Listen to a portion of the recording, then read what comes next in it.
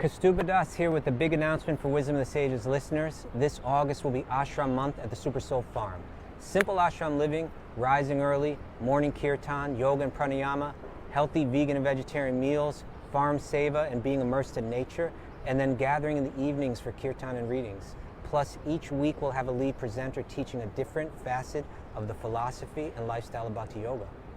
Week number 1 will be the exceptional Bhakti Lata teaching a course called The Beauty of Bhakti, bringing the culture of love and devotion into our lives. Week number 2 is my brother from another mother, Raghunath, teaching Falling in Love with Divinity, the Bhakti-yogi's method for opening the heart. And week number 3 is myself with a course called Following the Path, examining the history and teachings of Bhakti-yoga. You can come for 1, 2, or all 3 weeks, and the pricing is by donation.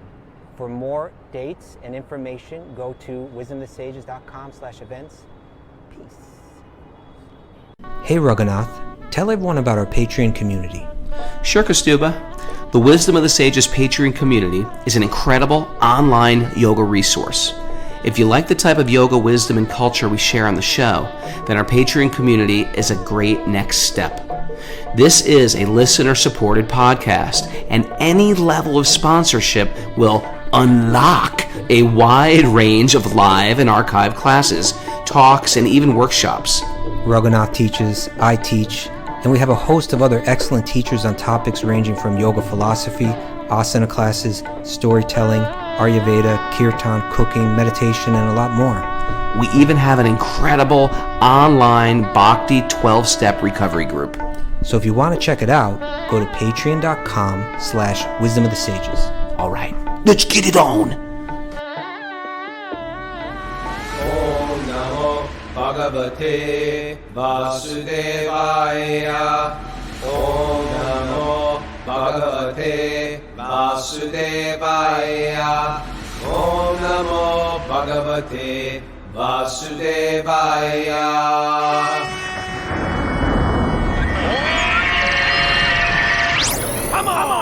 Live from Super Soul Farm Seva Retreat, this is Wisdom of the Sages, a daily yoga podcast with your host, Raghunath, and co-host and senior educator at the Bhakti Center of New York, Kaustubha Das. Welcome to the show, everybody. Welcome to Sleeping Saturday. It's Q&A day, and I'm here live. Say hello, everybody. Live with the whole crew of Transcendental Savites for our Super Soul Seva weekend that's happening now. Thanks for everybody that came. I tell you, there's something beautiful about these weekends, Kaustubha. Yeah. Because people, you know what? Expectations drive us crazy. It's safe to say our expectations, they're relationship killers. They are number one causes for sadness and misunderstanding and conflict. And the beautiful thing about the Seva weekends is there's no expectation. People just come. They're not saying, "Oh, where are my linen sheets? These aren't my linen sheets. I thought there would be more privacy. What kind of, this room is carpeted. There's not a wood floor in my room. I wanted the wood floor." You know, there's no expectations. It's come, render some service, eat some prasad, sing some kirtan. And because of that, there's a lot of joy in the air. Isn't that? We had like a joyful kirtan last night. Everybody was working, and then it started pouring rain on us, because this is what happens during Seva retreats. We get tested. It starts pouring rain on everybody, and I was like, oh my God, what am I going to do with everybody? Everyone's just like, that's all right. We're just going to work in the rain. It was quite beautiful, actually, just to witness, because it's the beginning. It's like the dawn of liberation. It's the dawn of liberation, because what are we liberated from? Our mind, which is, oh, I don't want it like this. I want it like that. I don't want this. Now it's too cold. Now it's too wet. How am I supposed to enjoy here? And once we say, I just want to be of service, magic starts to happen in our life. And then we take a little bit of that freedom that comes with that surrender to what Krishna's given me, Krishna's given me what I need, and I just trust it's for me. And life just becomes beautiful. It starts to bleed outside these weekends, and it affects us in a deep way. And I was just inspired just watching everybody around me. Excellent, So Raghunath. Excellent. And Mara snuck in some goodies. She made some rhubarb. What was that, Mara? Like a rhubarb and berry crisp. Ooh. Rhubarb and berry crisp. She didn't show up. She's like Santa Claus.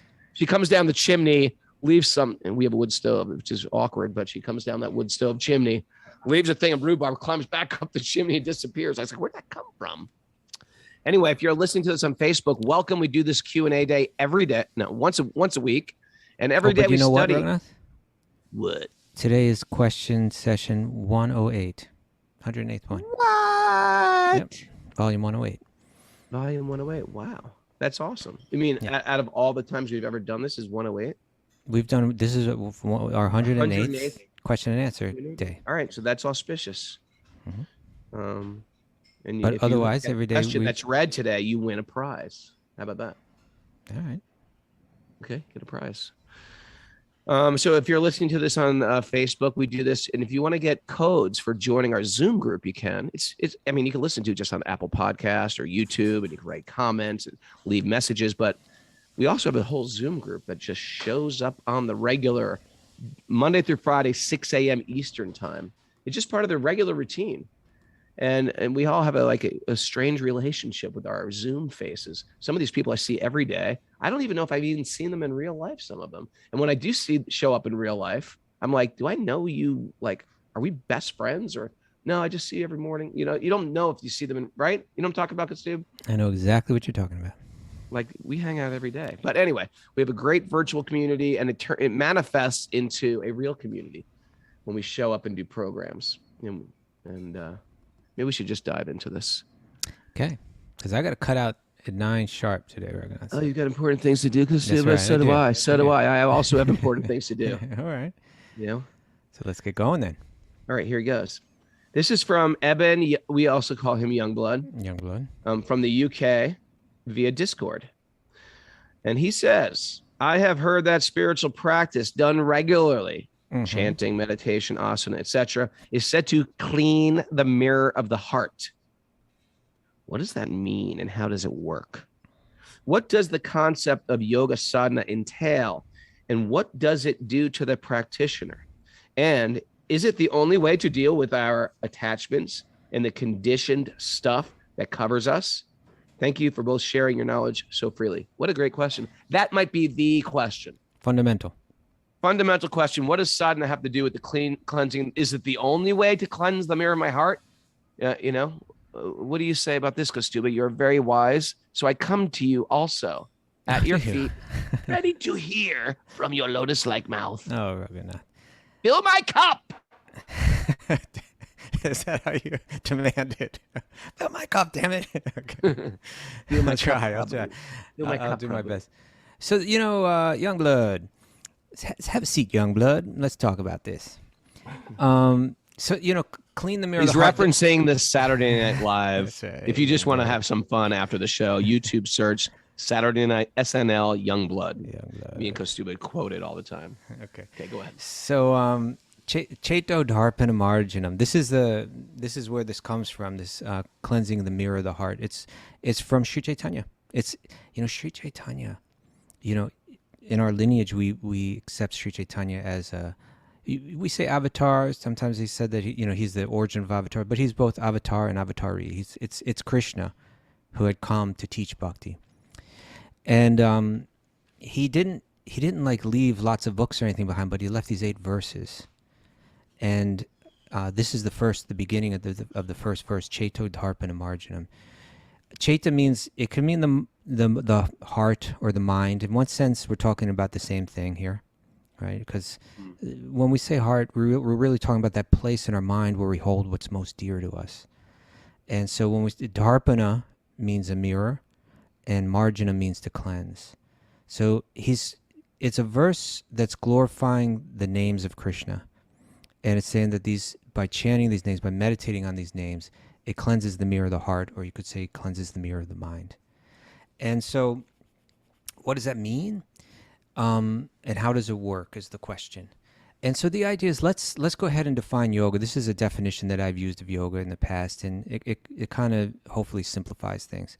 But that is that yoga is a practice which empowers one to overcome the obstacle of the mind, or you could say cleanse the mirror of the mind, for the purpose of the self experiencing its own true nature. So that's the reason why one practices yoga, right? It's a way of dealing with the mind, which is interfering with us experiencing our own true nature. That's the point. And if we can experience that true nature, it's going to be something very wonderful, something incredibly deep and profound and beautiful. But our mind is in the way of that. So you could say it's like cleansing the mind. You know, there are different ways. And Youngblood asks, what does the concept of yoga sudden entail? Okay, well, and that's going to be different for different types of yoga practitioners. And is it the only way to deal with our attachments and the conditional stuff that covers us? In one sense, you could ask that, you could kind of phrase it the other way. In other words, if a practice that you do is helping you deal with the mind and uncover the true nature of the self, then it is yoga. You know, you can flip it that way, right? And traditionally, there are 4 paths of yoga, and each one has a different approach to dealing with the mind. Okay, so now taking that, let's pick apart his question here. He says, what does that mean and how does it work? You know, it's an analogy was shared with us 500 years ago, and there's similar analogies that go back further than that. But in a more modern context, a really helpful metaphor is a computer. That just like, you know, a mirror collects dust and you can't see through it, so you have to cleanse it, and then you can see yourself, you know, in the mirror. And similarly, a computer also collects all kinds of stuff, and sometimes it becomes problematic, and sometimes you have to clear it off. Sometimes they have these, what do they call it, the antivirus programs or some Norton antivirus. Yeah. Right. Software. Norton. So antivirus software. So you want to cleanse the computer of whatever's problematic. Firewall. Well, firewall I think is like preventative, right? Oh yeah. And then which is also part of yoga, right? Like we want to protect. You need to put up a firewall. You got to put up a firewall. Well, you see, don't let certain people cross my firewall. The computer analogies just go so deep. In other words, it's said that the mind is like a computer, and there are the subconscious mind, where latent impressions are stored, right? That this part, it becomes filled with impressions called samskars. Whatever comes through our senses, whatever we see, whatever we hear, etc., it passes through the mind and it becomes stored in the subconscious mind like seeds. And these are called samskars. They lie there latent, and in due course of time they rise to the surface of the mind. You know, from what I understand about computers, there's 2 different levels in the computer. There's, I think, 2 different levels of memory. You know about this, Raghunath? Never heard that. According to who? According to anyone that knows anything about computers, like there's, according to who, you can know. I mean, this is how computers. I was like, what's your Shastra reference to this, Kaustubha? No, but there's like the memory where things are stored, and then there's something called random access memory. RAM. We call it RAM or ROM or Jai Shri Ram. Jai Shri Ram. And so random access memory is what's risen to the top. Like, in other words, we have a subconscious mind that's stored with everything that we've ever seen or heard or touched or smelled or tasted. All these impressions are lying there dormant. And then we have like random access memories, like when these things rise to the forefront of the mind and we're actually engaging with them. And you could say that random access memory that we have, in other words, what our mind is currently focused on, there are 3 different applications there. And one is called the manas, one is called the buddhi, and one is called the ahankara. 3 different ways of processing or engaging with that information that's been stored down below. And so, we could, if you go to Patreon and you go to this course that I gave, Bhakti 101, I go into this in a lot more detail, and we can't go into too much here, but the idea is that everything that we've seen and heard and so on is left impressions in our mind. And those impressions are also, they're invested with with feelings and so on. And so we see something and it triggers something that's latent within the mind. And then that comes up to the surface of the mind, and then the mind engages in it, And so we think and feel in different ways. And it's almost like this information has been coded in different ways to convince us you're going to be happy. Like the manas is a lot about what's going to make me happy, what I'm attracted to, what I'm repulsed by. And the ahankar is the sense of identity. I am a man, I'm a woman, I'm this body, I'm American, I'm whatever. We're thinking these kind of things. All this information becomes problematic, right? We're convinced that it's all true. And all day and every day we're chasing around, we're running around this material world trying to satisfy these desires that have been programmed into the mind. So now what we want to do is recognize that a lot of this programming, practically most of it, it really has no substance. The fact is that I don't need, although my mind is like a computer that's been programmed to think I need something to make myself happy. And although that mind's been programmed to accept that this is me, although it's not really me, right? We've got to clear that up. We've got to cleanse that mirror. We got to take the Norton antivirus software, go through that computer, remove all of that false information, right? All those corrupted files that have us happy one moment, sad the next, thrilled one moment, bored the next. And we need to get in touch with the user of the computer that's underneath it all, right? That's you, that's me and you and so on, the jiva, the soul, that's just engaging through the material world, with the material world, through the mind. And so sadhana is a way of reprogramming the mind, you can say. I'm going to intentionally program my mind. Rather than let it just be hacked by the material world, I will consciously bring my mind to deep, powerful, spiritual subject matter and allow that to become deeply embedded in my subconscious mind and engage with that with the random access memory of my manas and my ahankara and my buddhi. And that's truth, right? In other words, I'm going to engage it deeply in that spiritual truth. That's why these two really important aspects of bhakti yoga, shravanam and kirtanam, hearing and chanting, hearing from these sacred texts, hearing this that's what we do every day on the show, right? We want to hear and contemplate the truth in these teachings, and it gives us power to overcome the obstacle of the mind, all that programming that's there and so deep for so long. We can counter it with these messages of truth. And then chanting, and particularly chanting these holy names. And that's, of course, what the Cheto Darpana Marjanam verse from the Shikshastakam verses is all about, right? I'm going to bring my mind to these names, they're radiating powerful spiritual energy. They're not ordinary sound. It's sound that's made up of spiritual energy rather than material energy. And by bringing it into the mind, it refreshes the mind. It restores, it purifies the mind. In a sense, you could say it cleanses the mind. It brings it back to truth, to what's real, to what's eternal. And so, it's kind of a quick way of saying it, but that's the idea. I have a mind that I'm allowing it to just suck in any kind of information. I'm allowing my mind to just store all kinds of seeds of future thoughts and emotions deep in my subconscious mind, and I'm becoming ruled by that. Yoga means I'm going to take control of that. It's not an easy thing to do. It's a lifelong challenge to do, but we invest ourselves deeply in it, and the idea is that through that, step by step, you gradually gain control of the mind, and when you gain control of the mind, well, now you're on a whole nother level. Now you begin to experience the true happiness, which is our nature. Our nature is Sat Chit Ananda, right? We're eternal. We're full of knowledge. We're full of bliss. You begin to experience that. It's said in the Bhagavad Gita, when you experience that, you feel an incredible deep sense of joy. You feel that now that I'm experiencing this, there's nothing higher to experience. You feel that no matter what happens in this world, nothing can shake me from this experience. It's a very deep and profound, beautiful experience. And of course, for the Bhakti yogis, our whole purpose of this is to reconnect with God, to experience the deepest, most beautiful spiritual emotions in relation to God. And all that becomes opened up when you overcome the obstacle of the mind. So that's the basic idea. Of course, there's so much more detail that we could go into this about how the sadhana works and so on. But the idea is these are powerful forms of spiritual energy.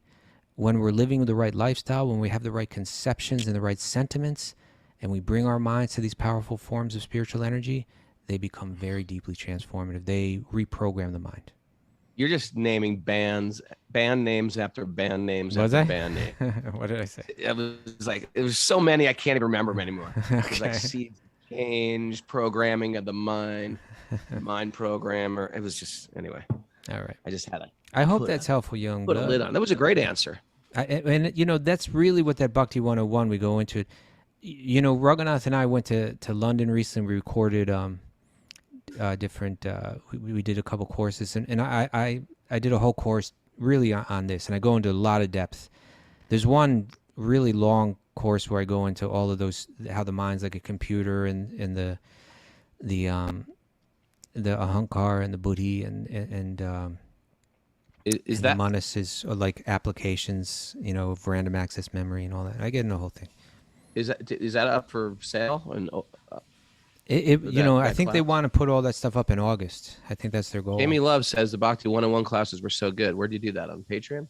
It's all on Patreon. There's like 10 like 2-hour long classes or something like that. It's like, or hour and a half long So classes. check that out. If you're a Patreon member, check that out. If you're not a Patreon member, great little plug for Patreon. Go to patreon.com/wisdom of the sages. You get a bunch of not just help us support this community supported podcast, but you get a bunch of archives of classes, workshops, lectures, yoga classes, music, kirtan class. Everything's on Patreon. A lot of stuff. Anyway, thanks for. And we got big plans to enrich that, don't we? Raghunath, like to. Oh, we got big plans. We got big plans. Don't tell. We got big. Me and Kaustubha got big plans. Okay, I got a question from you, from our dear friend, Bruna. From Bruna. Yeah, who's originally from Brazil, but currently living in Ireland via Italy. You ready? Where are you going, Raghunath? You got to listen to me now. I'm listening. Okay.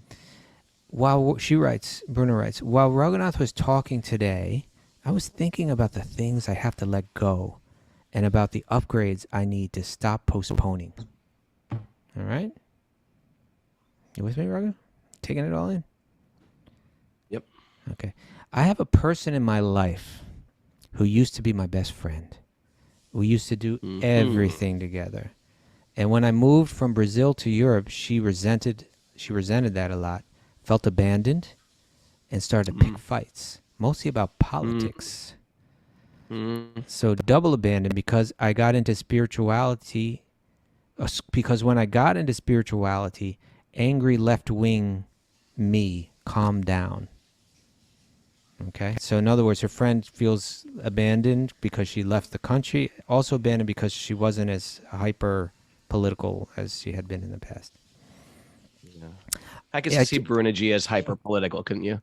Tear it down. That's sort of like that hyper political thing going. Okay. And she became a permaculturist. A permaculturist, got down in their nature. I took a long time to notice what was the core of the problem. And by the time I realized it was a gigantic snowball, I was pushed to the edge and I did not like how it felt. But I do recognize where I went wrong. I tend to be abrupt, to impose my limits, and I'm working on it. The big question is, when you're trying to fix a relationship, this is relationship advice we're looking here for, Raghunath. You ready? Yeah. Here's the big question. When you're trying to relationship guru, Raghunath. That's Raghunath. When you're trying to fix a relationship, whether you did something that the other person cannot forgive or you cannot forgive the other person, can we intentionally resolve the quarrel? Or can we intentionally resolve the quarrel, or does it all come down to Krishna's mercy? Can we do this on our own? Can we figure this? Does it all come down to Krishna's mercy? Sometimes, even if I don't want to feel resentment, I can rationally understand all the reasons for someone's actions. Still, the feeling doesn't go away rationally. But as time passes, I might have a dream where I'm very happy together with the person I had a fight with. Even awake, I might remember something so powerful that it melts my resentment. Is that Krishna's mercy? Thank you for everything. Okay, Raghu, what you got to say? This is great, Bruna G, but I want to preempt this with saying, as you refine your life in anything, it could be a material thing. If you're really into NASCAR and you get really focused on NASCAR, those people that you grew up with, that are your best friends, and they're not into NASCAR, they might just sort of like fall off your radar. I know there's a lot of people that sometimes contact me from high school that I literally have nothing in common with. In spiritual life, it's tricky. There's a great story from the Ramayana. This is a good one. The author of the Ramayana, Valmiki, he was a hunter. He He was incredibly violent, a criminal. And then he became a sadhu. He met a great soul. He met Narada Muni and became a great soul, completely revolutionized, transformed his life. He became a guru. And then sitting in meditation one day, he saw these two giant cranes land. And they were just sitting there, and they were, I don't know, being birds. And he was just watching this beautiful scene. And then a hunter came out of nowhere. And he's sitting in meditation. He's watching all this stuff happen. And the hunter killed one of the cranes. And he got so angry that he cursed the hunter. And very soon, now, when a powerful sadhu curses someone, it's always a blessing, but at the same time, they try to control their anger and try to, not act in impulsive ways. And so Miki was really took back, and he immediately lamented for his cursing, that he cursed someone, because basically he remembered, well, just a few years ago, I was that hunter. So this is one part of the question, which is not explicitly your question, but I think it's a big thing to what we deal with all the time. On our spiritual trajectory, on our spiritual growth, on our spiritual path, we're going to start cutting things out of our life and adding things to our life. Why? Because we want to become virtuosos at our spiritual existence. And then when you want to become a virtuoso at anything, that's what happens. And so I have another similar situation in my life. Someone was contacting me from my childhood on Facebook. And he's like, yeah, I think now this was a person that we were fishermen. I was a fisherman when I was a kid. We always go fishing together. We were like really enjoyed Boy Scouts and fishing. And he got into hunting and I got into punk rock, and I sort of went my own ways with punk rock. And we sort of like lost touch. But he was like one of those bosom friends that you grew up with. And then years later on Facebook, he's just like, hey, man, I see you do these yoga retreats. And I was like, that's so weird. I've got nothing in common with this guy. I can't believe he's writing me. I feel awkward. I have nothing to say to him. And then he kept on writing me. And I'd always just sort of pacify him, say something nice. And then he wrote me like a really, sober, sanguine message. He said, you know what? I had a really tough marriage. I raised 2 kids on my own. And they're just leaving the household right now.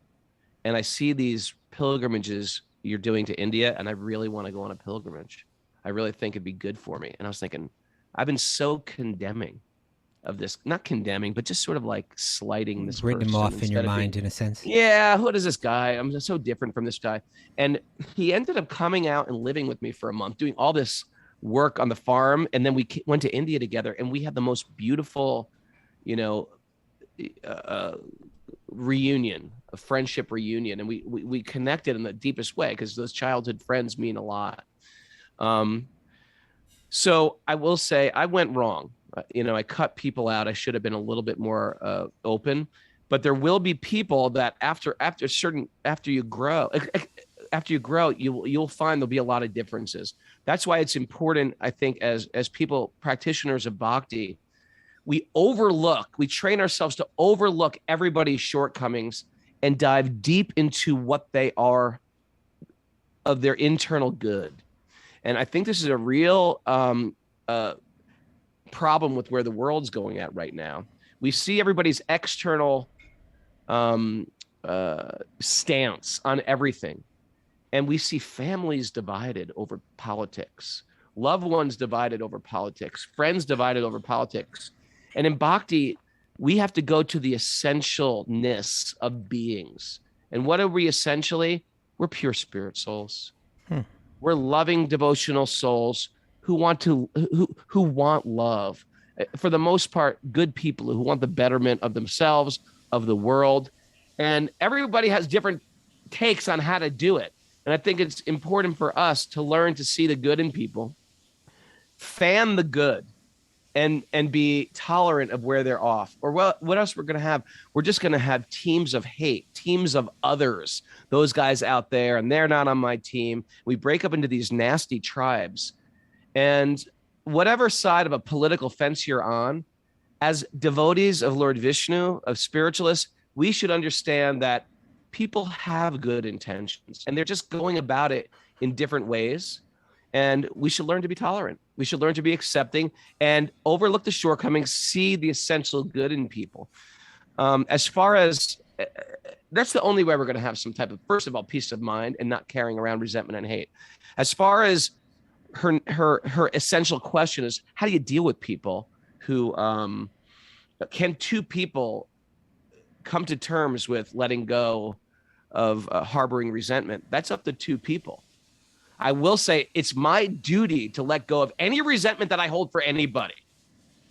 There's some people who just like, they haven't, like in Bhakti, we're really into this. We say loudly, you cannot make spiritual advancement if you're holding on to resentment and hate. There's going to be a very low ceiling for my spiritual evolution if I can't forgive somebody. These are huge. And sometimes we don't get this. Even people who have been in a Bhakti culture for 35 years or 50 years. You've got to let go of anger and hate. That doesn't mean there won't be people that might drive you crazy or you do things much differently. But we have to become very, very broad-minded and appreciate that everybody is on some type of journey. And you might not like the things people are doing. And they're going to have to learn that it's not my job to give them their karma. The universe will take care of that. There's certain people that I have to learn to appreciate them, encourage them. And there's certain people that are so antagonistic that I have to step away from. But as far as forgiveness, that is on me. That's my, and if that other person can't forgive, that's their problem.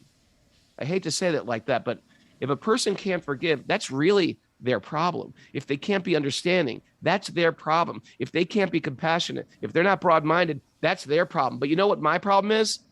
My own issues. My problem is my problem, and I have to make that a number one priority. So sometimes we can apologize or we can forgive and we can let go of these resentments, but the other person may not. And that's their problem. Bruna wrote, she said the big question is when you're trying to fix a relationship,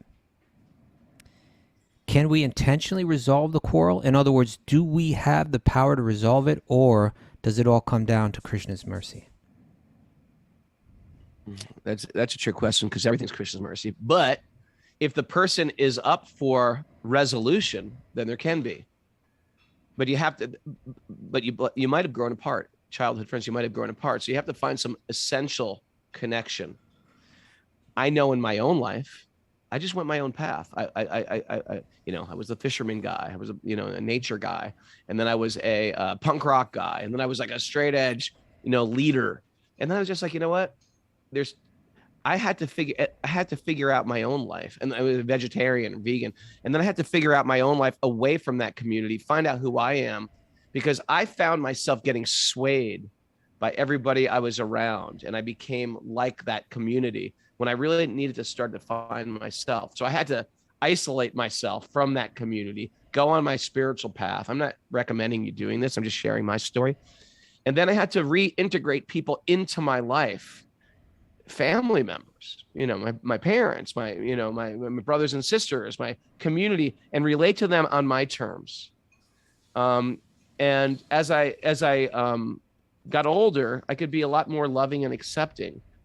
In the beginning, I had to draw a line in the sand, and that monkhood for me, being a monk, even though it's sort of extreme, I think I needed that so I could really find my self-identity first. A lot of people are going to have to do that who are not isolationists like myself. They're going to have to figure out like how much they can have people in their life that maybe are a bad influence. Suppose you're struggling with drinking alcohol and all your community drinks alcohol. You might have to separate yourself from that community like a person in a 12-step program does. And then when you feel like I have control of my senses in that regard, then I can reintegrate those people in my life on my terms, where I'm not going to get around them and I'm just going to drop my standards. So we're all unique like that. We all have some like real trigger spots where we don't want to go. We have to find people who can sort of upgrade us until we get to a point of steadiness where we're not going to be super influenced, overly influenced by the people that we're around. And therefore, as we're working on our spiritual qualities, where we can actually give spiritual influence to other people. I don't know if that was a right on hit. If I hit the bullseye with that, Kaustubha. Well, I think it was all great You're like, stuff. I no, think you you hit well, it's just because she's saying, it seems like this is her central question. Is she's asking, like, is it up to us to make this happen? Or is it all kind of just all up to God to make this happen? Well, there's got to be endeavor by the people who want some reconciliation. It seems to me like when people become more deep in the relationship with God, you have a sense of security, which is a lot of what you're talking about, I think. And then you can do and say things that you wouldn't have been comfortable saying before because you're just, you know what I'm saying? Like, yeah, I mean, I've sat into a Bhakti recovery meeting sometimes, and the shares are so vulnerable. And I think that's part of being on any spiritual path is we become very vulnerable. We find people that we trust and we can share our shortcomings. We can say, I'm sorry. That becomes a very normal thing to ask for forgiveness on a regular basis, apologize, accept an apology, be compassionate for people, be empathetic for people, put ourselves in their shoes. And that becomes like a regular thing that's in our life. It's not just like a weird random thing. Like I'm going to have to apologize to this person on their deathbed or something like that. It becomes part of like how we live because we don't want to carry that baggage around. So I think Brunaji is on a spiritual path. Yeah. So of course it can be it depends on your friend, but I think from what I know of you, Brunaji, you'd be very open to something like that. And of course it relies on Krishna's mercy, but it also relies on the person you're dealing with and see if they can be that vulnerable with you and find some common ground. And then you do your best and then you leave it up to God, right? Yeah. Bringing it back to Krishna's mercy. Yes. Yes, it is. All right, Raghu. Thank you. All right, Prabhu. Continuing on. Mm-hmm. This is from Emma Seaver. An other from Vermont. Okay. We've got a Vermont posse here. Harry Bowl, Prabhus. Bowl. By the way, you hear us say this word Prabhu. It's like a term of affectionate term to address somebody as master. Because as spirit souls, we try to cultivate this idea that we are servants, we are givers. And our material concept is I am takers. So if someone says Prabhu, that means they're addressing us in a sweet, honorific way. And Harry Bowl, if you're new to this, it's like a way of saying saying hallelujah. That's what I translated to, Kaustubha. Hallelujah. Okay. What do you think of that? Go for it, Raghu. Okay. Run with it. First, I got to explain these things. It's people get on Facebook, some like hardcore guy from Brazil. I didn't tell you not to. I just told you to run with it. Okay. Like Harry Bowl, Prabhu. Like, what the hell are they talking about? I always try to take it back to the newbie. Okay. First, I would like to express my appreciation and gratitude for your beautiful service of sharing ancient wisdom with anyone who cares to listen. I've been a daily other. An other is a person who's not on Zoom. They're out there listening to the podcast. I've been a daily other since January 2021. Wow, it's like a solid year and a half. And while my daily meditation practice has wavered in consistency, my desire and commitment to listen daily has not. And it's obvious how even my distant association has improved my mindset and my life. Thank you. Thank you. This question came to me after spending some time on Easter Sunday with my mother and sister, reading the Bible and discussing the resurrection of Christ. The verses. That's a pretty solid Easter they're having there, right? They sat down together. Yeah, that's a real Easter, not just plastic eggs, from China with a bunch of jelly beans with gelatin in them and those little gelatin bunnies I used to love as a child and fake grass. This is a real Easter. You're going to read Luke 24, 13 through 35. In part reads, as they talked and discussed these things with each other, Jesus himself came up and walked along with them, but they were kept from recognizing him. This is my question. How are we to know when we are dealing with a perfected being? And what is the difference between a perfected being and an incarnation of Krishna? Maybe being uncertain of an individual's spiritual position encourages those of us following a bhakti path to treat every living being as an exalted being. I like that. Any insight that you can share on this would be greatly appreciated. With love and curiosity. From Emma Seaver from Vermont. Kaustubha, enlighten us. Well, I'll do my best, Raghunath. So it's a really important question. How do we know when we're dealing with a perfected being? And what exactly do we mean by that? And Emma also asks, what's the difference between a perfected being and an incarnation of Krishna? So let's be clear about this. Like in India, you know, the whole spiritual tradition in India is coming from, it's based on a wide, you know, array of Vedic texts. And within those texts, there's so many stories about so many different ways that God manifests, not just in one way, but in all these different ways. And we call these avatars when they come to this world, right? You know, Krishna, who we accept as being the source of all avatars, the origin of everything, the origin of everyone, and the origin of all avatars. Sometimes he comes as himself. Sometimes he comes as Lord Ram, and he plays in a particular way, right? Sometimes he's manifesting as Vishnu for different reasons. Sometimes he's manifesting, you know, even in animal forms. He's manifesting in so many different ways. And the texts tell us about when he comes and how he's going to come and what to look for. But it's not because all the people that are reading these texts aren't necessarily, I don't know, so they may not take it entirely seriously, or they may not learn it very clearly.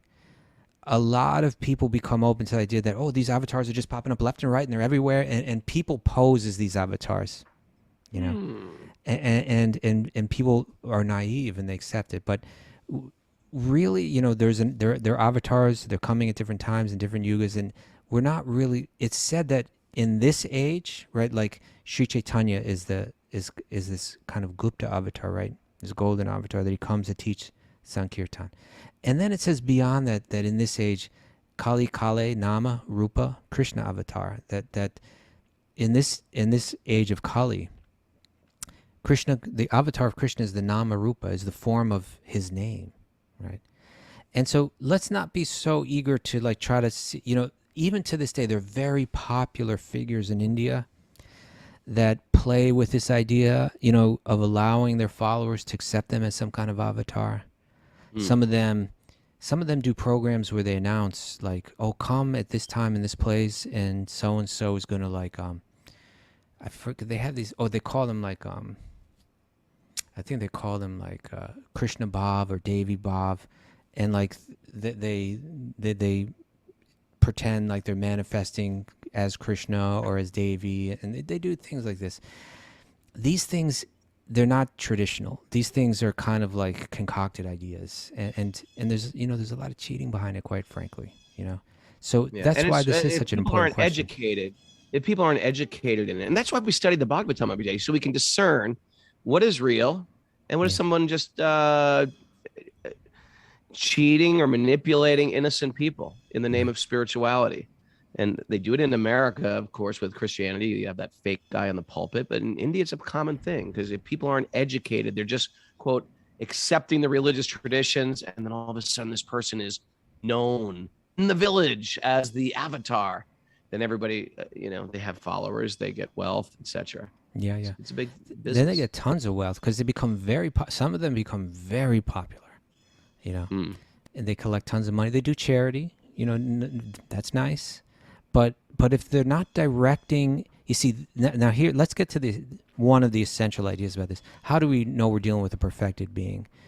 As someone who's advanced spiritually, someone who's very deep, and someone who's come in touch with the real nature of the self, someone who understands God, someone who understands this world and so on very deeply, so deeply that it's transformed, and that they've become transformed, and they're really, you know, a deeply spiritual, you could say, holy person. How do we recognize that? That person will not be interested in directing the attention toward themselves. That person will be interested in directing someone's heart and devotion towards God. And they see themselves as not an avatar, right? but they see themselves as a humble representative, right? As a servant, right? I'm just a servant. I'm not the person that's meant for your worship. But my role is, if in any way I can help you direct and you reconnect yourself with God, that's all I'm trying to do, right? Look for a person that's like that. Look for a person that's not posing as God, not even letting it like be ambiguous, like, well, they never said they're God yet, but all their followers have recognized they're God. Well, if they're for real, they're going to be telling all their followers, no, shape up, I'm not God. Get that stupid idea out of your head. Then they'll be authentic. But if they're allowing people to kind of play with that idea, that's a huge red flag. Who's a perfected being? This is not so much an external thing. It's not how they dress. It's not their beard. It's not the sparkle in their eye. It's not, some magic trick that they can do. It's not even learning. Although generally, like the gurus and so on, deep, they'll be learned in these sacred texts. But the fact that someone's very learned in the sacred text is also not necessarily a symptom of one's deep spirituality or one's advancement, because there's all kind of scholars out there. But what we're doing is we're looking for the qualities in the person, right? Tolerance, compassion, someone who sees no one in the world as their enemy. Someone who is engrossed in thought of God, that their mind's not absorbed in all the other silly things, petty things that most people get caught up in. But there's someone that has genuine taste and enthusiasm for hearing about Krishna, for speaking about Krishna, especially for serving Krishna. When you see someone that is engaged all the time in Krishna's service, and they've let go of all the silly things that most people are caught up in, that's a sign that someone's, becoming more perfected. Now, it wasn't so long ago that we read these 9 symptoms of bhava bhakti, right? Like, bhava is the stage where the sprout of pure love of God has poked its head above the ground. And if you meet a person on that level, they're a very special person, right? And so it's said that you can, so that we don't fall into the trap of trying to recognize a person just based on something superficial. These 9 things are listed. The first one is called shanti, or perseverance, remaining tolerant and patient, even amidst all kind of external disturbances. If someone's disturbed by all the external things, they're probably not that deeply spiritual. They may be on a spiritual path, but like you're using the term perfected being, there's still a lot of perfecting to be done. Next one is called avyarta kalitvam, utilization of time. It means that this person doesn't waste time. They engage themselves in service all the time in one way or another. It may be reading, it may be speaking, it may be doing ritual, it may be doing different types of service or seva. Their entire life is that. They don't take vacations from that. They don't, step away from that. They're always connected in that way. And then virakti, detachment, right? They become indifferent to sense gratification. They're not interested in those things. Manya shunyata, absence of false prestige, pridelessness. They feel humble, right? They're always showing respect to others. They're not demanding respect for themselves. Ashabandha, hope, right? To always know if someone's like in distress and they're confused, and this person, they always feel a deep hope or deep certainty that Krishna is bestowing the mercy on them, that ultimately Krishna is caring for them. And then samutkanta, an intense eagerness to achieve the ardent desire of attaining one's desired supreme object, or prema, right? This person, I know what I want in life. I want pure love of God. I'm not interested in anything else. That's my focus, right?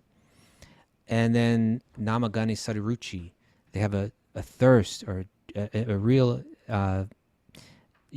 deep affection or connection to chanting the holy names, right? And then a shakti, a natural attachment to hearing the Lord's sweet qualities and hearing the pastimes. And then pratistad vasati sthale, they desire to reside in the holy places, right?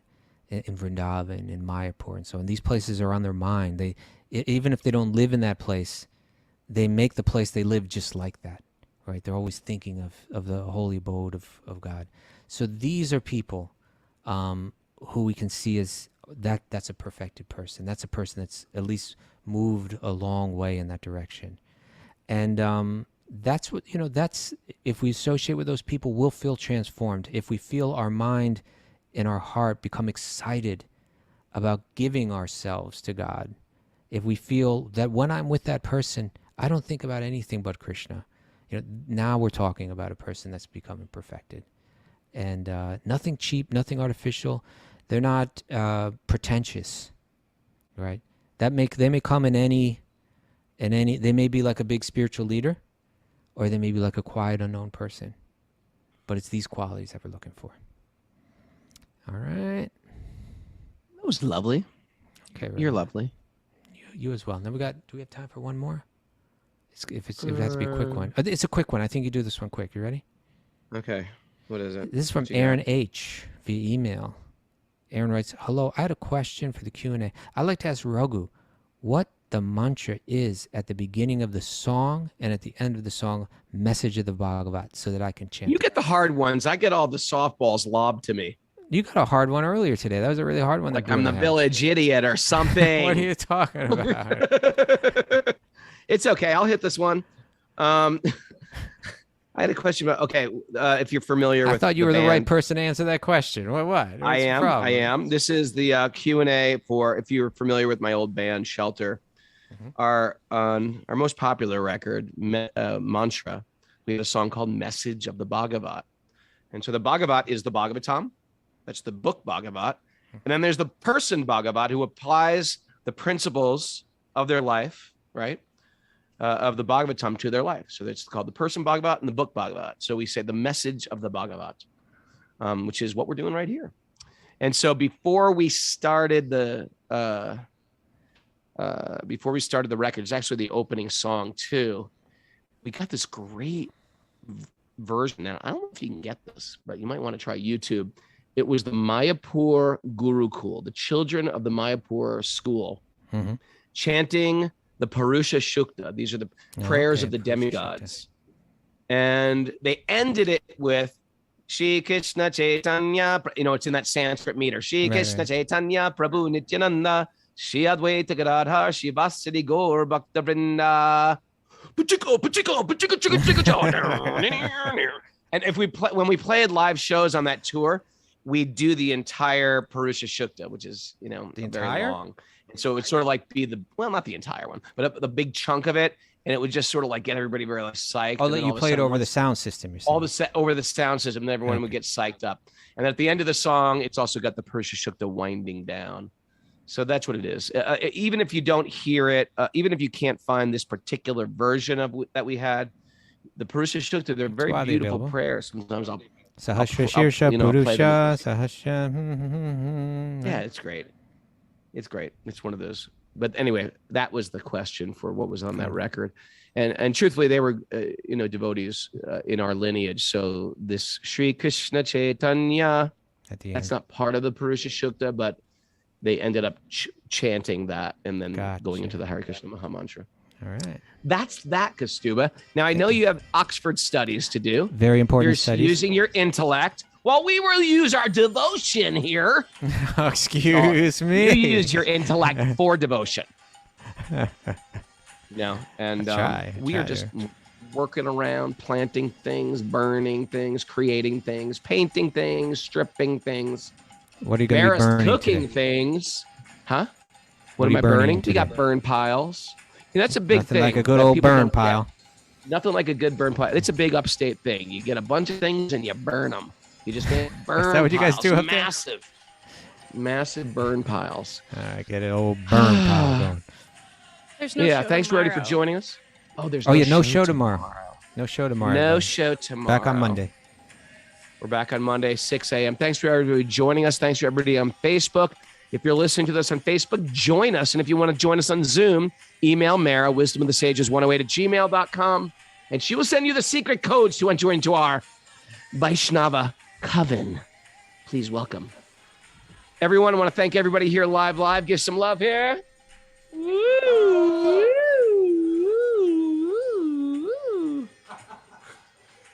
We're having kirtans and seva parties. Kaustubha, I know you got to go, so we might have to cut this whole thing short. Mara, thanks for your contributions. I know you're working your butt off over there. Thanks for sending the goods in advance. And my internet this week, Mara's frozen. She looks like she's doing the robot dance right now. And thanks everybody for joining us live. I can't even see Kaustubha anymore. He's disappeared. Kaustubha's gone. Yeah, he disappeared. Kaustubha's gone. All right. Anyway, I think we're going to end this early. I know we have a nice little drawn out thing, but thanks everybody for joining us late. We had a whole bunch of people join late that I didn't say good morning to. If you join the Zoom call, I actually say good morning to everyone. It's the highlight of my day. Thanks everybody. It's a beautiful day for a beautiful day.